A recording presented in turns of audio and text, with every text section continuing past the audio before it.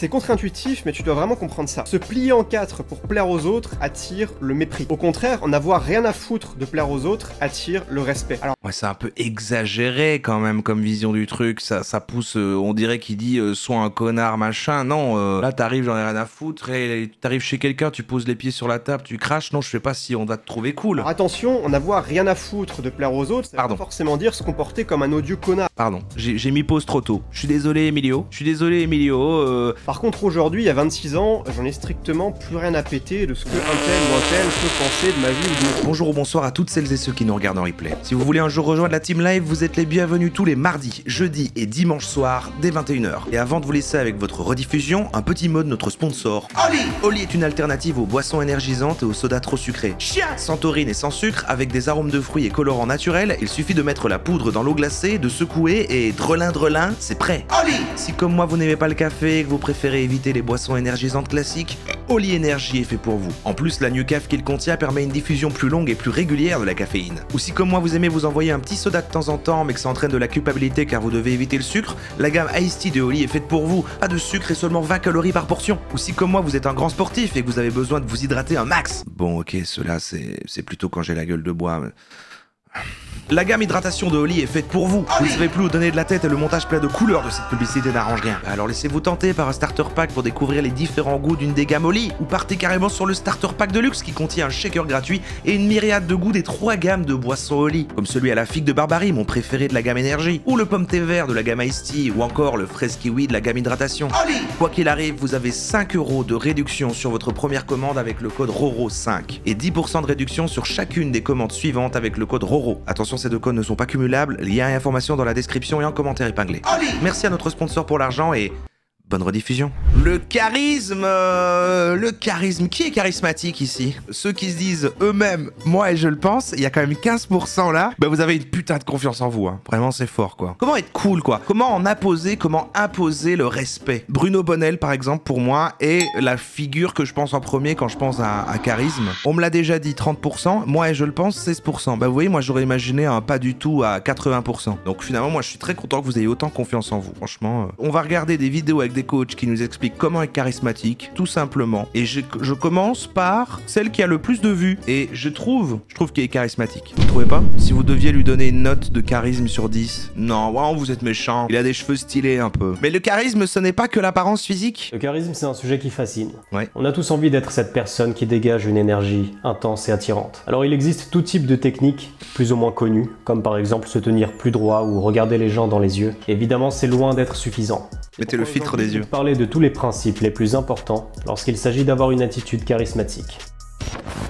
Ça conseille pour être Avant charismatique. tout, il faut comprendre que le charisme se divise en 2 parties, l'état d'esprit et la technique. L'état d'esprit, c'est la façon dont tu te perçois toi-même, l'image que tu as de toi, ton estime de toi. Et la partie technique va être plus axée sur... Vous voyez, c'est pour ça que les gens, il y a eu le chiffre a été biaisé, il y en a autant qu'on votait je suis charismatique. Pourquoi? Parce que ceux qui se sentaient charismatiques, ils y croient, ils ont donc envie de le dire et ils ont voté en majorité quoi, c'est ça. Sur ce que tu renvoies à travers tes gestes, ta voix, ton regard. L'un n'est pas dissociable de l'autre. Mais je dirais que l'état d'esprit est plus important. Parce que quelqu'un qui est dans le bon état d'esprit va automatiquement avoir certains comportements qui vont influencer la partie technique. Donc si tu veux devenir plus charismatique, il va s'agir d'une part de travailler sur ta confiance en toi et ton estime de toi, et d'autre part de comprendre quel est cet état d'esprit et ses comportements et les appliquer dans ta vie. Il ne s'agit évidemment pas de changer qui tu es. Il s'agit simplement de découvrir ton charisme naturel. On a tous à l'intérieur de nous cette part de nous qui est déjà charismatique. Et on ne l'autorise. Et alors c'est intéressant parce que le charisme, je pense qu'il y a plusieurs façons, il y a plusieurs versions du charisme et puis là c'est son interprétation et peut-être la majorité. Peut-être qu'on va penser à l'homme viril, silencieux, avec une tête sérieuse, qui met des silences dans ses phrases comme Bruno Bonnell et qui est impassible, qui ne laisse pas transparaître ses émotions. Alors que le charisme ça peut être aussi comme tu es. Être expansif, mettre énormément de joie de vivre, mais en réalité est-ce que... comment comment on le définit? Est-ce qu'il y a une vraie définition de charisme sur Wikipédia? Wikipédia, charisme. Ah, ok. Le charisme est la qualité d'une personne ou d'un groupe qui séduit, influence, voire fascine les autres par ses discours, ses attitudes, son tempérament, ses actions. Un charisme puissant trouble et neutralise le jugement d'autrui. Le charisme aide à diriger, voire à manipuler les autres. Donc les gourous sont... Ouais, on dit leader charismatique pour parler des gourous. Les influenceurs, techniquement, comme... c'était qui comme Marc Blatta, qu'on a vu dans Cache Investigation. Rabaisser les autres est un comportement de personne qui a une faible estime de soi. La seule information que ça transmet sur la personne, c'est « je dois montrer aux autres que je suis supérieur ». Avant qu'ils ne remarquent qu'en réalité je me sens comme une merde. Une personne réellement confiante et charismatique... Attends, il est en train de dire qu'il... Ah oui, il ne faut pas, d'accord, je croyais dire pour être charismatique, il faut rabaisser les autres. Non, d'accord. Une personne qui a suffisamment confiance n'a pas besoin de rabaisser les autres parce qu'il s'élève lui-même par ce qu'il est. Va plutôt avoir tendance à élever les autres avec elle. Je t'invite à complimenter et à encourager les autres, sans rien attendre en retour. Ne le fais pas pour obtenir la validation ou l'approbation de la personne.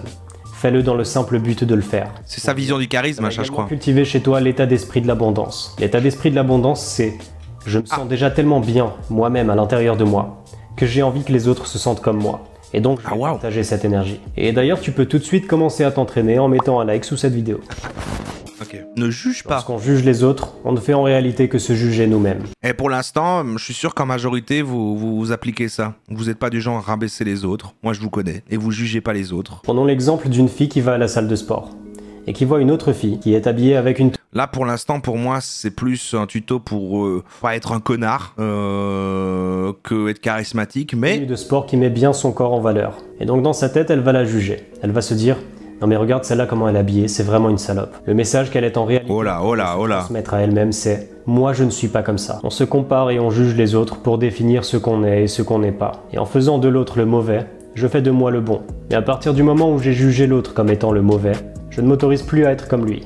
En réalité, il y a toujours une part de nous qui est exactement comme la personne qu'on est en train de juger. Si on reprend l'exemple précédent, la fille qui a jugé l'autre pour sa tenue vestimentaire aurait probablement elle aussi aimé s'habiller comme ça. Mais comme la façon dont elle a été élevée ne lui autorise pas à le faire, elle va... Il comprend rien aux êtres humains. Juger toutes les filles qui s'autorisent à le faire comme étant des salopes, comme étant mauvaises. Elle va continuer de... C'est parce qu'il parlait d'une fille, je croyais que c'était un gars à la salle de muscu qui disait pourquoi elle s'habille comme ça, machin. C'est une autre fille qui dit ça? De camoufler, d'essayer de supprimer la part d'elle qui désire ça. On privilégie encore une fois le fait d'être acceptable plutôt que d'être soi-même. Au lieu de juger négativement une personne, essaie de comprendre ce que cette personne est en train d'essayer de faire. Tu remarqueras que la réponse est presque toujours « Elle essaie d'obtenir l'approbation ». Elle essaie d'être aimée, elle essaie d'obtenir de l'attention, de protéger son ego, ou elle agit simplement par peur. Et demande-toi, en quoi est-ce que moi aussi je suis comme ça? Ça demande une sacrée dose d'honnêteté envers soi-même, de regarder quelqu'un qu'on juge et de se demander en quoi est-ce qu'on lui ressemble. Puis une fois que tu as fait ça, accepte cette part de toi. Autorise-toi à être tel que tu es, avec tes aspects positifs comme négatifs. Plus tu t'autorises à être toi-même, l'introspection et s'accepter comme on est. À être eux-mêmes. Et plus les autres se sentiront bien en ta présence. Mais il a pas dit finalement que... Enfin, c'est marrant dans le fait qu'il dit qu'il juge pas. C'est quand même un jugement parce qu'il dit voilà, certes, elle est habillée comme une salope, mais pose-toi aussi la question de pourquoi toi.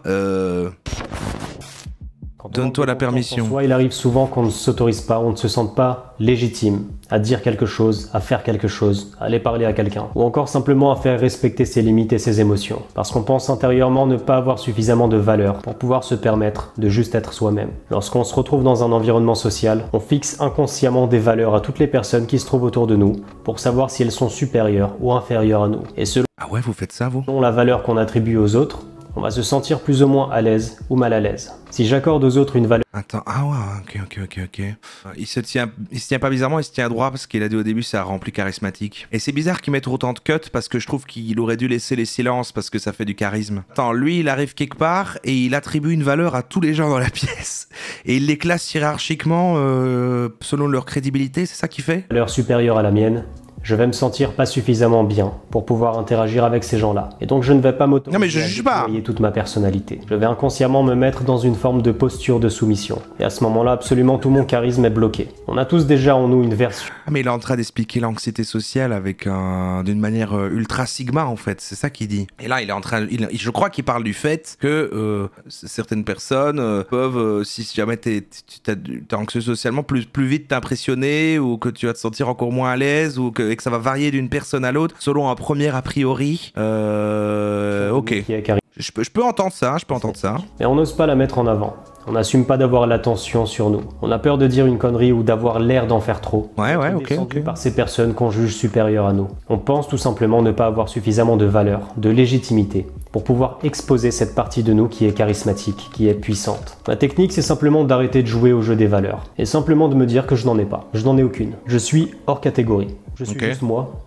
Ah oui, ce qu'il appelle une valeur, c'est une valeur. C'est pas une valeur genre l'amitié ou la solidarité. C'est une valeur, la valeur sociale, quoi. Et donc, tu pars d'en bas là. Ok. Je fais ce que je veux. À partir de là, je prends tout ça comme un jeu. Je n'essaie plus de changer l'image que les gens ont de moi. Mais pour en arriver à faire ça, c'est un sigma de fou. Il faut aussi comprendre le principe de non-réactivité, qui est d'ailleurs le point suivant.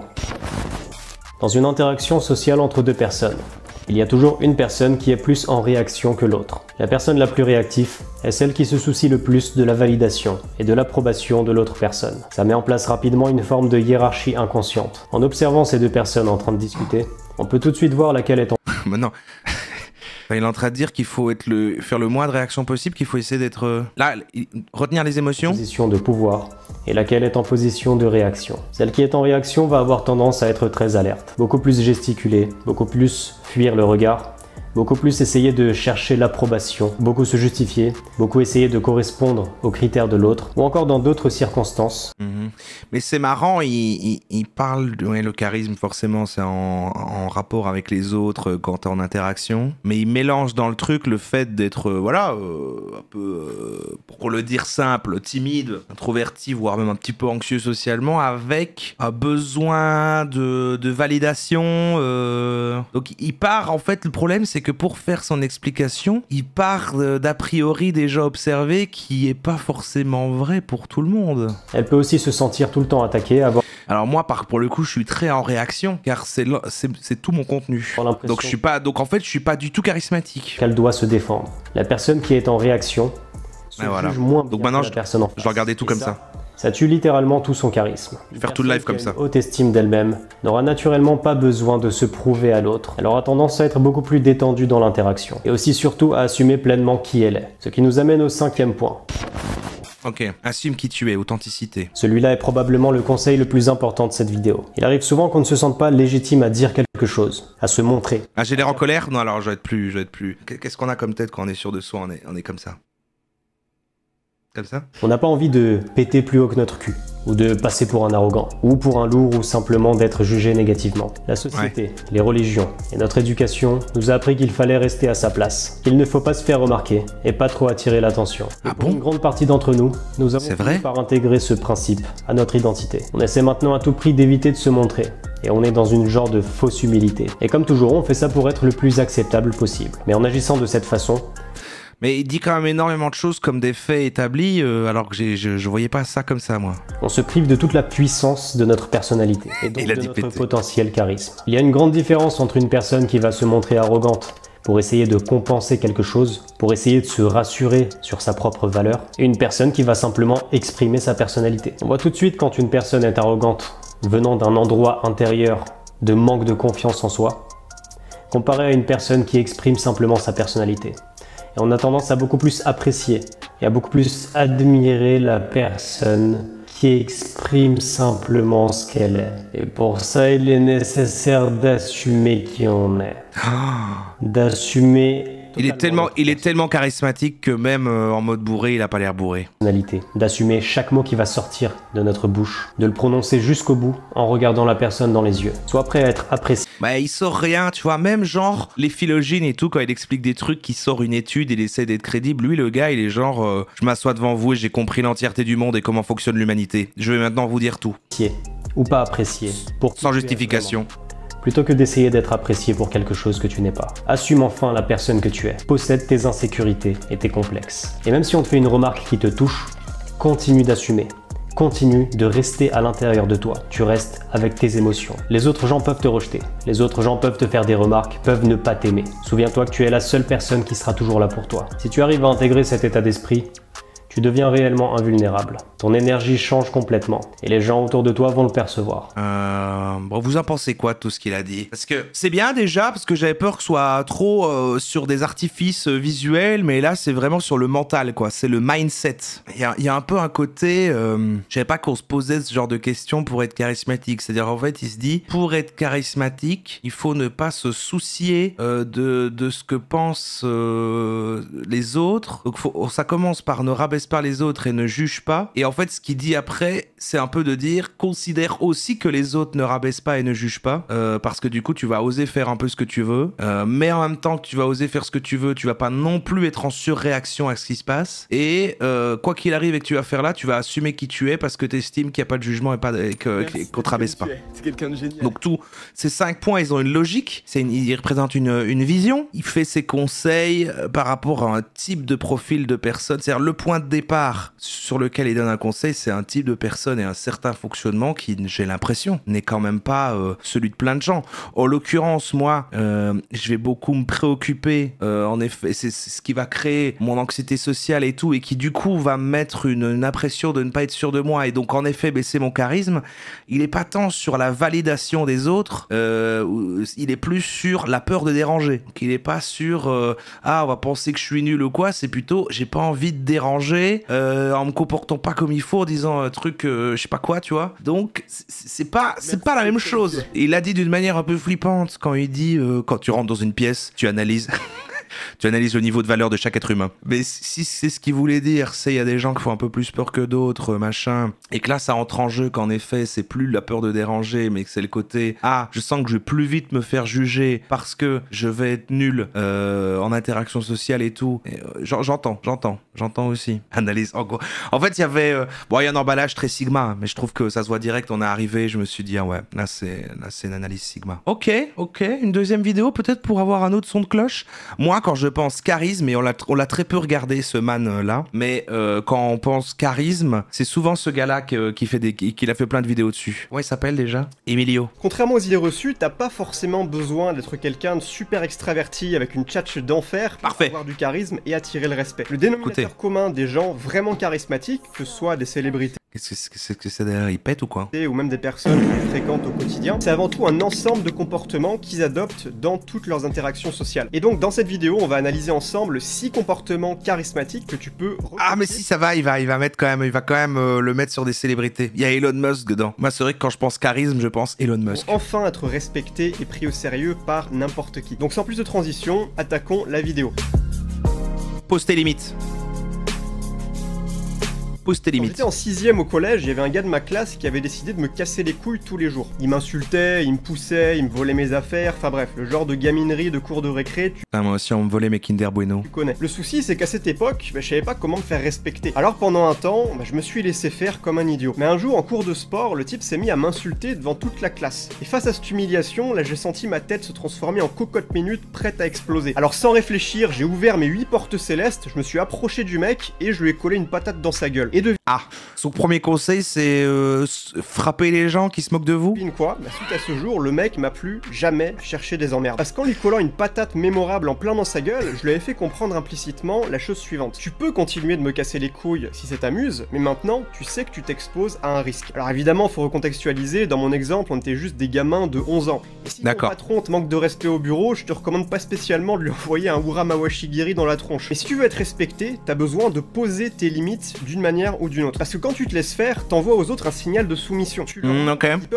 Il est vrai qu'un manque de charisme, ça vient aussi effectivement d'une peur du conflit. Hein. Si t'as pas envie d'affronter le conflit, tu dis pas quand il y a quelque chose qui va pas, et donc tu te laisses écraser. Et là, le respect, il lie beaucoup la notion de charisme à la notion de respect. Tranquillement continuer de te casser les noix sans craindre aucune conséquence derrière. Si tu te respectes pas toi-même, comment est-ce que tu veux que les autres te montrent du respect? Par contre, en définissant clairement la limite entre ce que tu tolères tolères et ce que tu ne tolères pas de la part des autres. Et en réagissant en cas de non-respect... Merci Roman Bridge. Tu montres que tu es prêt à entrer en conflit pour défendre ton intégrité personnelle. Et dans la plupart des cas, l'autre comprend immédiatement que son attitude l'expose à un risque et donc que c'est pas dans son intérêt de faire le malin avec toi. Comment poser ses limites? Il est vrai que les chats ont du charisme, c'est vrai qu'ils se laissent pas beaucoup Il y a faire. vraiment plein de manières de le faire, hein. Par exemple, expliquer clairement à ton pote qui arrête pas de te demander de l'argent mais qui te rembourse jamais que son attitude commence sérieusement à te saouler. Balancer une bonne grosse punchline sortie de nulle part à ton patron qui a pris l'habitude de te rabaisser devant les collègues. Ou tout simplement dire non de manière polie mais ferme quand on te sollicite pour quelque chose que t'as pas envie de faire.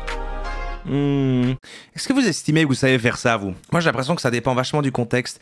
S'il n'y a pas de lien, entre guillemets, émotionnel, c'est-à-dire que peut-être quand même qu'en effet, j'aime pas, que je vais vraiment éviter le conflit et détester ça avec des gens qui sont, voilà, dans la vie privée, quoi, ouais, des potes ou des trucs comme ça, ou même vous. Moi, j'aime pas le conflit avec vous. Mais dans le milieu, par exemple, du travail, où il y a un truc assez détaché et que c'est professionnel, j'estime que je pense que... Alors maintenant, bon, mon patron, c'est Jeff Bezos, mais j'estime que ça va, je sais quand même mettre les limites et imposer le respect. Mais dans la vie, dans le côté personnel, peut-être moins, c'est vrai. Dans la vie, on trouve deux catégories de personnes. Je suis faible. Celles qui ont un cadre de référence externe et celles qui ont un cadre de référence interne. Avoir un cadre de référence... Faut savoir dire non, bien sûr. Sans arrêt besoin de l'avis des... Mais vous le voyez parfois, là, quand on est en live et tout, et puis vous faites « Ah non, moi je veux regarder ça, et je veux regarder ça, et ça... » Et je fais « Ah mais oui, mais on peut pas tout faire. » Et j'ai envie que tout le monde soit content, en fait. J'ai envie que tout le monde soit content, j'ai envie de décevoir personne. Mais c'est parce que là, je suis dans ma casquette d'entertainer, de streamer, et je me dis je suis là pour faire le spectacle, je veux que les gens vivent un bon moment de stream, et puis là, du coup, il y a un côté où parfois je ne sais pas dire non. Allez, maintenant vous arrêtez, on va regarder ça, et puis c'est tout. Alors après, je fais un sondage, et pendant le sondage, je me dis, il va y avoir des gens déçus, parce que tout le monde sera pas content, quoi, voilà. Mais sinon, par exemple, autre cas, quand c'est vraiment, voilà, pas des gens que je connais, machin, typiquement Proprio, par exemple, où là, j'ai déjà assez vite posé un truc, imposé le respect, parce qu'on avait on a une Proprio, là, qui est très, tu vois, qui essaye un peu de nous déléguer parfois des trucs qu'elle est censée faire elle, et en fait elle essaye que ce soit nous qui le fassions. Par exemple, on était arrivé ici, elle avait laissé des trucs dans le débarras et tout, et elle fait ça va, je les laisse parce que là du coup je peux pas vraiment les sortir, quand il y aura les prochains encombrants vous les mettrez dehors et tout, et là vous demandez à Rara. Je lui fous une patate. Non, je dis du tac au tac, je dis très froidement non, vous allez le reprendre. Et là, gêné, après je fais oui, d'accord, ok. Et en fait, tu dis froidement juste le truc. Non, vous allez vous en charger en fait. Et ben en fait, ça va. Pour ces choses-là, je crois que je sais le faire. Parce que je me dis, c'est son rôle. J'estime que je suis dans mon bon droit. C'est pas une pote, c'est juste la proprio. Voilà. Ça, je pense que je sais le faire quand même. Je pense que je sais le faire. Les autres pour prendre des décisions, même pour les plus minimes. Avant d'acheter un bête t-shirt, j'ai mis des limites. Ils vont passer un coup de fil à 3 personnes différentes pour savoir quelle couleur ils pensent lui irait le mieux. Pour choisir une destination de vacances, ils vont même pas se demander... Moi, c'est le top du charisme pour moi. Aller, mais où sont partis leurs potes l'année dernière? Non seulement ces gens-là ont du mal à réussir dans la vie, puisque ils sont complètement... Mais non, mais allez, vous foutez pas de moi, il y a plein de gens, ils l'auraient pas fait. Il y a plein de gens, Rara, elle l'aurait pas fait. Elle aurait fait, oui, d'accord. Et d'ailleurs, maintenant, la proprio, souvent, quand elle veut nous parler, elle parle plutôt à Rara, parce que je crois que je lui fais peur à la proprio. Elle fait, non, mais lui, il a trop de charisme. Il a trop de charisme, en fait. Je vais pas lui parler, quoi. Mais surtout, à force d'être incapables de prendre leurs propres décisions, ils finissent par être perçus comme des losers sans aucune confiance en eux. Et ça, c'est fatal pour le charisme, tu t'en doutes. De l'autre côté maintenant, on trouve les gens qui ont un cadre de référence interne. Ils ont confiance en leurs propres décisions. Bien sûr, ça leur arrive d'écouter l'avis des autres, mais ici, en priorité à leur propre intuition. Forcément, ils obtiennent bien plus de succès dans tous les domaines de leur vie et ils sont respectés pour la confiance en eux qui dégagent. Donc si aujourd'hui, t'es encore trop... Être sûr de soi, ah oui, c'est une forme de charisme, c'est intéressant quand même, ça fait réfléchir à tous les aspects de la vie en fait. Le charisme, c'est aussi du coup savoir prendre des décisions. Il est vrai que je sais pas prendre des décisions. D'où le fait, par exemple, je vous fais souvent voter pour ce qu'on regarde. Il est vrai que je suis pas... Ouais, vous savez prendre des décisions ? C'est pas grave, mais commence à prendre l'habitude de décider pour toi sans demander sans arrêt l'avis des autres, même si au début c'est peut-être inconfortable. Avec le temps, tu prendras confiance en ton propre jugement. La roue, ouais. Indépendante te rendra charismatique. Dans une conversation de la vie de tous les jours, il y a rien de plus chiant que de se retrouver face à une personne qui se prend... Pas toujours les bonnes. Non mais même moi je suis très pareil, si c'est dans une activité à faire avec quelqu'un, je préfère toujours, mais là c'est pas aussi un manque de pas savoir faire la décision, c'est je me dis, toujours cette peur de pas vouloir déranger, je me dis, s'il y a un choix, je préfère dire comme tu veux, parce que si c'est nul, c'est la faute de la personne, voilà. Alors que si je dis non, je vais faire ça, si ça se passe pas bien, tout du long je vais faire, ah, c'est moi qui ai choisi ça, c'est ma faute, tu vois. Mais sinon, ça fait quoi, c'est pas grave? Je sais pas, c'est un truc de... Je me dis... Non mais vous avez raison, c'est un manque de charisme. C'est un manque de charisme en fait. Ouais. 15 189. La plupart de leurs sujets de conversation tournent autour de tous les trucs géniaux qu'ils ont accomplis, comme s'ils essayaient en permanence de prouver au monde à quel point ils sont forts et intelligents. Et le malheur de leur faire une petite boutade, et ils s'offusquent dans la seconde qui suit. Évidemment je caricature, mais tu vois l'idée. Personne aime passer du temps avec des types qui se prennent trop au sérieux. A contrario, la plupart des gens charismatiques avec qui tout le monde a envie d'être potes, ils ont une attitude qui est beaucoup plus légère et détendue. Ils savent parfois faire... Tu trouves insupportable les gens qui disent comme tu veux? Oh merde. Mais c'est intéressant parce qu'il y en a aussi qui peuvent voir le fait de laisser le choix toujours à l'autre personne comme un manque d'investissement dans la situation. Dérision, hein. Si tu leur balances une vanne, ils vont rigoler avec toi plutôt que de s'offusquer. De cette manière, ils démontrent leur aisance sociale, ils ont suffisamment confiance pour ne pas ressentir. Ça, je suis hyper d'accord avec ce côté que c'est charismatique en effet de savoir prendre une vanne, quoi. C'est vrai qu'être susceptible, pour moi, c'est trop nul, quoi, en fait. Quand même, un peu. Alors évidemment, à un moment, et c'est ça le défaut, c'est attention à ne pas tomber dans le je ne suis jamais susceptible, et après, il faut trouver où est la limite de après, ah, je me laisse me prendre toutes les vannes dans la gueule et je suis ridicule, et en fait, je me fais humilier, et je fais genre, ouais, super les gars. Et donc, c'est vrai que cette limite-là, j'ai toujours aussi du mal à me dire, tiens, c'est quand que t'as pas l'air du chiant, parce que n'importe quand, même si je prends mal un truc, moi je me dis, ah, j'ai pas envie d'être chiant et à faire, non mais tu vois, ça j'ai trouvé ça déplacé, j'ai pas envie de faire ça. Mais en même temps, à un moment, il faut le faire. C'est compliqué. Mais dans tous les cas, c'est vrai que prendre la mouche au moins de petits trucs, je trouve que c'est trop nul. Même, je trouve que ça fait perdre en effet en crédibilité. Enfin, ouais, en charisme, c'est vrai. On peut le voir, je trouve, sur Internet quand... Et parfois, je fais cette erreur en plus, mais pas trop, moi, c'est avec une vanne. Mais tu sais, quand t'as des... Ça m'est arrivé l'autre jour de voir un reel que je trouvais marrant sur Insta, comme ça. Je trouvais la personne, je sais plus ce que c'était, mais ça m'a fait rire. Et après, en dessous, t'as des gens qui critiquaient, qui faisaient un truc, et la personne répondait ultra premier degré en disant oui, machin et tout. Et du coup, j'ai totalement vu différemment la personne que j'avais trouvé drôle dans le post. Ça a du sens, ce que je dis? Voilà. Le besoin urgent de défendre leur ego à tout prix. Donc adopte la même attitude. Évite de trop te prendre au sérieux, fais parfois preuve d'autodérision et surtout... Moi perso, je suis pas susceptible et certaines personnes ont du mal à trouver des limites dans la vanne. Et même si je n'aime pas faire ça, je remets de plus en plus les gars comme ça à leur place quand ça arrive. Ouais, je comprends. Moi aussi, je pense avec le temps. Hein. Ouais. Ou au contraire, je me suis à nouveau relaxé.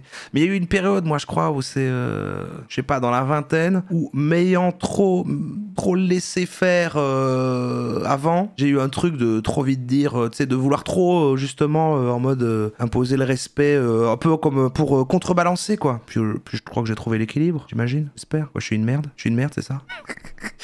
C'est ma famille que je rebarre systématiquement parce qu'ils sont vite oppressifs. Ah oui, ok, oui, oui.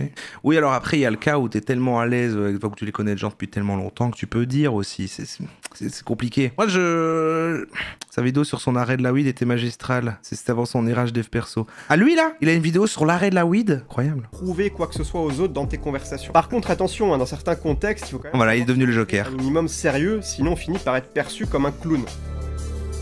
Ah, le clown. On reboucle avec le début du live. Que ce soit à l'école, au travail ou dans ton cercle d'amis, t'as forcément rencontré des commères. Leur sujet de conversation préféré, c'est les petits dramas à la con qui se produisent au sein de leur petit cercle social étriqué. Didier, c'est vrai que ça me rend fou ça. Soirée, waouh, trop intéressant, faut tout de suite que les autres le sachent. Josiane est un petit peu trop enrobée, trop cool, je vais pouvoir la tailler sur son physique en son absence pour affirmer mon sentiment de... Là, il rejoint la vie du premier gars en vidéo quand même, du coup, on juge pas les autres, on raconte pas des petits trucs comme ça sur les autres. Vous êtes comme ça, vous?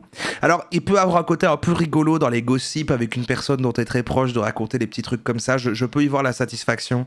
Mais c'est vrai que quand c'est un groupe de gens qui parlent de ça sérieusement, comme ça, quand plein de gens arrivent, ouais, pour la vanne, un petit truc comme ça, mais moi je trouve qu'il y a des gens vraiment, ils se rejoignent en groupe, et en fait, d'avoir observé en fait dans des groupes de gens que en fait toute leur discussion tourne autour de ça en fait, n'est que sur ah oui bah l'autre jour j'étais là-bas, il y avait machin, tu te rends pas compte avec qui elle était, et ben en fait voilà, et après il m'a dit ça, ah non c'est pas vrai, la dernière fois que je l'ai vu il m'a dit ça, et en fait tu leur enlèves ça, tu leur enlèves cette partie du contenu et ils n'ont rien à dire, du coup c'est tragique. Supériorité. Jean Célestin a des hémorroïdes, trop marrant, je vais le raconter partout pour faire rigoler les potes. Bon évidemment c'est des exemples un peu extrêmes, et d'ailleurs si tu connais des gens comme ça, Bitcher avec des gens de temps en temps en cercle restreint, c'est rigolo, ça va pas être le seul sujet de conversation. C'est ça, c'est ça. Non mais je peux y comprendre le côté un peu rigolo parfois.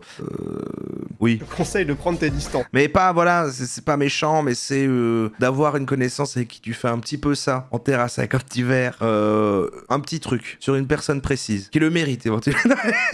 Je m'enfonce. Mais plus largement, si tu te rends compte à un moment donné qu'une conversation commence à s'orienter vers les commérages, ce qui est normal, hein, ça arrive forcément un jour ou l'autre. Au travail. Et refuse d'y Au travail, ouais, c'est différent. Vu comme une personne qui a des valeurs et en qui on peut avoir confiance. Parce que les gens sont pas dupes, hein, ils se doutent bien que quelqu'un qui parle mal des autres en leur présence se gênera pas pour faire pareil avec eux. Ah ouais, de ouf. Et puis même au-delà simplement du charisme, hein, c'était quelqu'un d'ambitieux. Faire la manche, de ouf ça. Hyper fun. C'est fou comme en fait en parlant du charisme on parle pas de tous les aspects de la vie. Je croyais qu'on allait avoir des coachs développement personnel qui allaient dire des dingueries, mais en fait ça fait parler d'un peu tout. T'as franchement autre chose à foutre que de t'intéresser à ce genre de conversation basse et non constructive. Comme dirait Eleanor Roosevelt, les grands esprits discutent des idées, les esprits moyens discutent des événements et les petits esprits discutent des gens. Une petite citation. Prenons l'exemple de Elon Musk, hein, que tu connais forcément, qui est Elon Musk, le charisme Musk. Incontestablement un des entrepreneurs les plus charismatiques de sa génération. Pourtant, Elon est loin d'avoir une personnalité extravertie. Un des entrepreneurs et David Laroche dans tout ça. Théophile Hélier, c'est des entrepreneurs et ils sont ultra charismatiques. Dans ses interviews, son éloquence est plutôt moyenne. Mais c'est pas ça qui fait son charisme. Ce qui rend Elon Musk... c'est plus que moyen, et c'est vrai qu'Elon Musk, pour le coup, c'est limite, moi, ce qui me fait le rendre parfois un petit peu attachant, c'est que tu vois vraiment tous les signaux visuels quand il est en train de parler en interview, des trucs comme ça, de quelqu'un de mal à l'aise socialement. Je peux me reconnaître dans ça en lui. C'est vrai qu'il n'a pas réussi à battre ça, quoi. Pour des milliers de personnes, c'est les objectifs grandioses qu'il s'est fixés et surtout les moyens qu'il se donne pour les atteindre. Avec Tesla, il compte révolutionner le marché colossal de l'automobile, et avec SpaceX, il veut carrément coloniser la planète Mars, hein, rien que ça. Face à cette ambition démesurée, et le pire, c'est qu'il essaye d'être cool, en fait, comme dans ces moments-là, et... certains le traitent de fou, mais d'autres l'admirent et le respectent. En tout cas, une chose est sûre, c'est qu'Elon Musk ne laisse personne indifférent, contrairement par exemple terrible. Au PDG de Carrefour, dont 99,9% des gens ont jamais entendu parler. Je comprends pas ce qu'il considère comme charisme. Bah finalement, c'est intéressant, je trouve, d'observer ça. Je fais la conclusion en amont, mais on dirait qu'à chaque personne qui explique de comment être charismatique, en fait, projette sa propre vision du charisme, et qu'en fait, ça concerne tous les aspects de la vie, et que ça a l'air d'être de reposer sur, c'est quand tu te comportes comme un idéal selon ta vision d'un idéal, quoi. J'ai presque l'impression que c'est ça. Et alors pour vous, du coup, c'est quoi charismatique, du coup, si chacun a son truc? Moi, du coup, je suis influencé par le truc comme ça, de l'image qu'on se ferait du côté charismatique. Mais pour moi, c'est... moi, j'associe plus le charisme à pas un côté de crédibilité ou de respect ou de personne qui serait impressionnant, mais plus ce qui va générer de la sympathie, quelqu'un qui est attachant, en fait. Moi, j'associe plus, si je devais donner ma vision du charisme, c'est le fait d'être attachant. Voilà, et eux, ils sont le pouvoir charismatique, bah toi, pas vraiment, moi je mettrais pas comme ça. Ben non, c'est un petit peu... Ouais, ça peut être l'humour, ça peut être attachant. Non, mais je veux dire par là, un peu comme quand les gens ils disent tu sais, quand des gens disent qu'ils sont attirés par une personne alors qu'à la base ils le trouvent pas attirant physiquement, mais par sa personnalité, sa présence, etc. Et ils sont séduits. Et là on va dire que la personne est charismatique, et en fait il est juste devenu attachant, quoi. Tu vois, il y a un peu ce truc là, non? Des gens qui disent des choses intéressantes. Ouais. J'ai envie de connecter socialement socialement avec cette personne, quoi, mais c'est pas pour ça que je me dis, bon, parce que la personne a l'air d'avoir du pouvoir et être impressionnante et qu'elle est dans le coin d'une pièce en train de regarder les gens en étant silencieux et qu'elle met beaucoup de silence dans sa phrase. Non, c'est plus, je sais pas, c'est les personnes qui me rendent timide. Ah, ok, oui, je peux voir, en effet, des gens que je vais trouver charismatiques, mais c'est plutôt selon leur vision, vont me mettre encore moins à l'aise socialement. Mais là, c'est plus, je considère que c'est des gens qui ont plus, je vais pas dire charismatique, mais que je détecte qu'ils ont une confiance en eux, quoi. Les gens qui vont vite prendre un auditoire, qui savent parler, et que les gens s'arrêtent s'il y avait des mini-discussions, ils vont commencer à tous écouter ça, et ils parlent à tout un groupe et tout le monde écoute, et il va pas se faire couper la parole et machin. C'est un truc qui, ouais, un truc de présence comme ça. Ça, c'est vraiment des notions ouais, ça c'est impressionnant, j'avoue. Et je te rejoins un petit peu, Yume, c'est pas, ouais, je vais pas considérer cette vision alors du charisme, je vais pas considérer que c'est des gens que j'apprécie forcément, quoi. Il y a le côté mal alpha, il y a machin, c'est pas les premières personnes, si c'est cette vision du charisme avec qui j'ai envie de connecter, quoi. Le courage inspire le respect. Si tu fais partie de la minorité de ceux qui se bougent les fesses pour sortir de la moyenne et bougez-vous les fesses, là. Il y a plein de gens au lieu de vous plaindre de Macron.